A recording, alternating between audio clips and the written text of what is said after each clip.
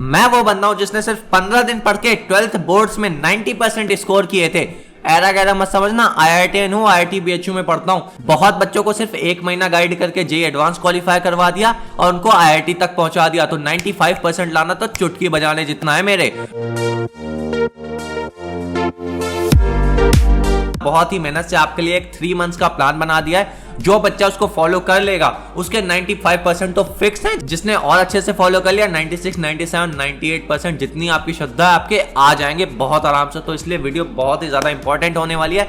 यह वीडियो इस चैनल की पहली बोर्ड्स की वीडियो है। हमारा एक दूसरा चैनल था जिसमें 20,000 सब्सक्राइबर थे, वो हैक हो गया है, इस वजह से हमने ये चैनल बनाया है। तो अगर आप इस चैनल पर नए हो तो सब्सक्राइब कर लो, बिकॉज बहुत ही बढ़िया कंटेंट आपको बोर्ड्स के लिए एक IITN द्वारा मिलता रहेगा।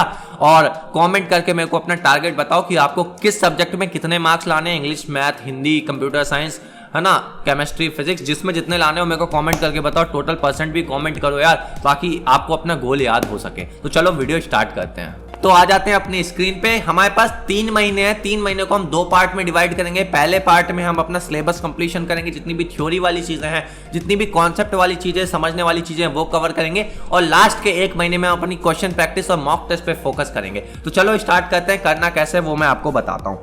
तो पहले मंथ में आ जाते हैं। फोकस करना है हमें सिलेबस कंप्लीशन में। तो यार सबसे पहले हम बुक्स की बात कर लेते हैं। आपके पास कौन कौन सी बुक्स होनी चाहिए। बहुत बच्चे ऐसे होंगे यार जिनने अभी तक बुक्स नहीं खरीदे होंगे, जैसे मेरे पास नहीं थी बुक्स एकदम एंड तक। एंड में मैंने चुरा के काम चलाया, तो आप भी अपने दोस्तों की चुरा सकते हो, कोई दिक्कत नहीं है उसमें, ठीक है ना।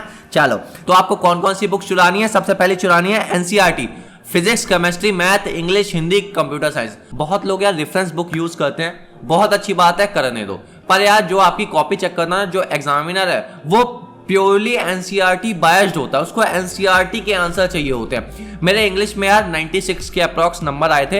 एंड इंग्लिश में ना खास बात क्या थी, मेरी जो मैडम थी उन्होंने मेरे को कहा था कि जो वर्ड्स, जो सेंटेंसेस NCERT में लिखे हैं उनको तुम अपने आंसर में लिख के आना, है ना। तो जो टीचर है, जो एग्जामिनर है, वो रिलेट कर पाएगा और ज्यादा नंबर देता है।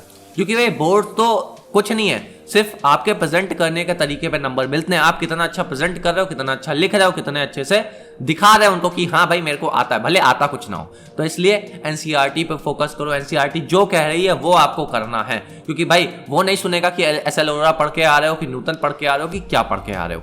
नहीं भाई, NCERT उसको चाहिए। तो सबसे पहली बुक NCERT चुरा लो।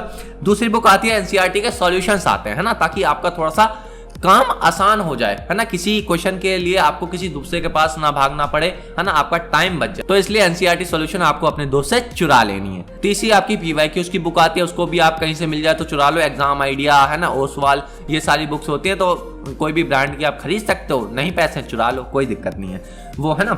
चौथी आती है आपके सैंपल पेपर, है ना। सैंपल पेपर वाली बहुत इंपॉर्टेंट होती है। जब आप PYQs पूरे कर चुके होते हैं तो आपको कुछ नए क्वेश्चन देखने को मिलते हैं। ये भी एग्जाम आइडिया या ओसवाल की बहुत अच्छी बुक आती है, तो ये आपके पास होनी चाहिए। क्लियर है। तो इतनी बुक से आपको पढ़ना है। अब आपको कोशिश करनी है कि आप अपनी थ्योरी बुक रीडिंग से कवर करें, ताकि आपकी थ्योरी बहुत जल्दी हो और बहुत आसान तरीके से हो। बीच बीच में एग्जांपल्स होते हैं, उनको आप सॉल्व करते चले। बहुत बार क्वेश्चन पेपर में आपके एग्जांपल ही पूछ लेता है, उससे रिलेटेड क्वेश्चन पूछ लेता है, तो आपको बहुत ज्यादा इजी पड़ जाता है, सब चीज देखा देखा लगता है। इसलिए NCERT एक वर्ड उसका चाट जाओ, ऐसे फट चाट जाओ, एकदम खत्म। अगर आपको थ्योरी बुक से समझ नहीं आ रही, वैसे बेस्ट तरीका बुक ही है। अगर नहीं आ रही है तो आप कुछ यूट्यूब चैनल्स हैं, जैसे आपका PW एग्जाम फियर, है ना, प्रदीप क्षेत्रपाल, अवंती गुरुकुल, और भी बहुत सारे हैं, आप लोग देखते होंगे, आपको पता होगा, तो आप उनको प्रीफर कर सकते हो। कोशिश करना है लेक्चर जल्दी जल्दी निपटाओ, है ना।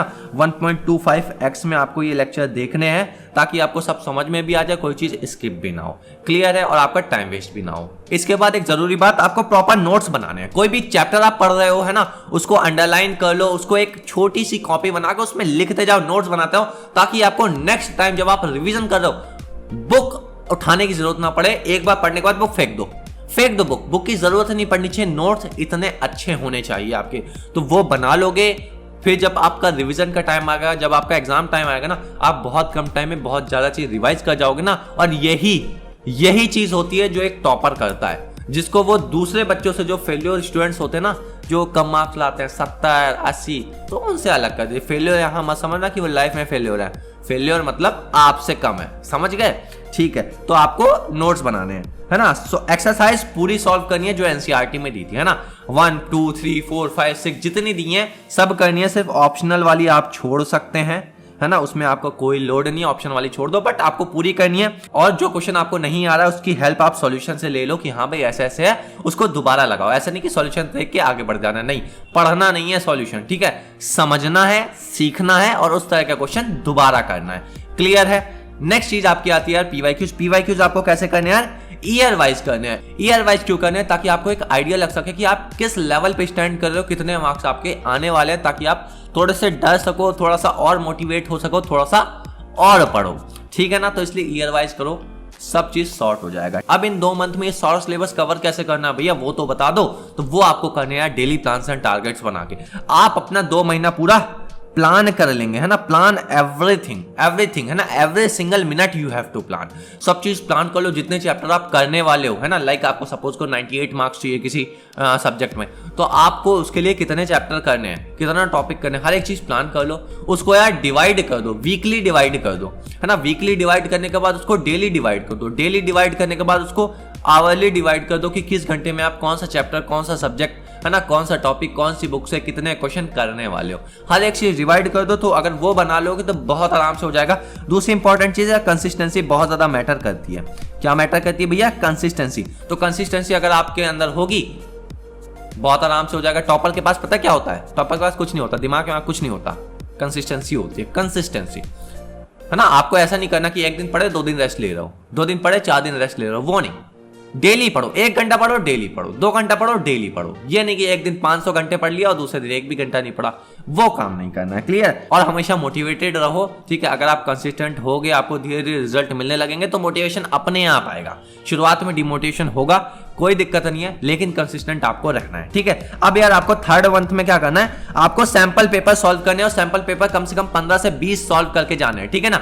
एक सैंपल पेपर ले लो, 3 घंटे उसको बैठो, अपने ये जो बम है ना इसको कुर्सी पे टिका के बैठो ताकि आप एग्जाम में बैठ पाओ। बहुत बच्चों को मैंने देखा यार 3 घंटे तक वो अपने बम नहीं टिका पाते कुर्सी पे, लिटरली कह रहा हूं। जेई मेंस, जेई एडवांस में 6 घंटे करना होता भाई, नहीं कर पाते लोग। तो आप उस चीज की प्रैक्टिस कर लो। 3 महीने एक ऐसा क्वेश्चन पेपर लेके बैठो, उसको प्रॉपर सॉल्व करो, काम खत्म, ठीक है ना। प्रैक्टिस 3 आवर सिटिंग, मैंने क्या कहा, 3 आवर सिटिंग, है ना। तो वो सैंपल पेपर में आपकी प्रैक्टिस हो जाएगी। आपको आंसर राइटिंग की प्रैक्टिस करनी है। अब आंसर राइटिंग क्या होता है, सबसे ज्यादा इंपॉर्टेंट है। भले आपको क्वेश्चन ना आता हो, लेकिन अगर आपको आंसर राइटिंग आती है ना तो आप उस क्वेश्चन में से आधे से ज्यादा मार्क्स बहुत इजीली ले सकते हो, बिकॉज स्टेप मार्किंग भी होती है, आंसर राइटिंग के मार्क्स मिलते हैं, ठीक है ना। तो आंसर राइटिंग आपको कैसे करनी है, आप पीवाईक्यूज देख सकते हो कि उसमें कौन कौन से स्टेप पे कितने कितने मार्क्स मिले हैं, तो मेरे को कैसा कैसा लिखना है, कोलोन कहाँ लगाना है, इज दा उस दा, है ना, हेंस प्रूव्ड कहाँ लिखना है, हर एक चीज वहां से सीख लो।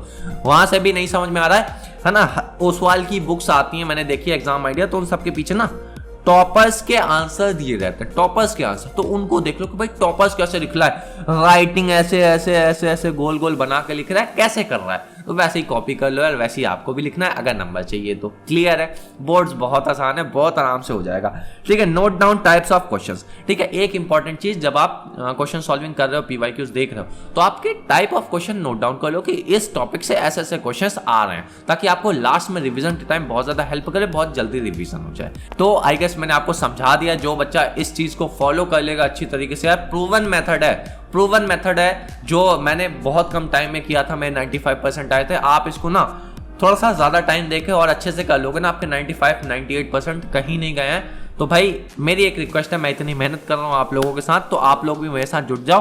अब आज आप क्या क्या पढ़ने वाले हो वो कमेंट करके मेरे को बताओ। और कोई भी दिक्कत आ रही हो आपके बोर्ड्स के एग्जाम में या बोर्ड से रिलेटेड कुछ भी दिक्कत, आप फैमिली प्रेशर हो, रिलेशनशिप प्रेशर हो, या कोई भी प्रॉब्लम हो, आप मेरे को कमेंट करके बताओगे। और बोर्ड्स वाले बच्चे, नीचे एक टेलीग्राम ग्रुप हो गया जिसमें मैं आपसे पर्सनली इंटरेक्ट करूंगा, पर्सनली बात करूंगा, तो इस ग्रुप को ज्वाइन कर लो। बाकी मिलते हैं नेक्स्ट वीडियो में। Thank you so much.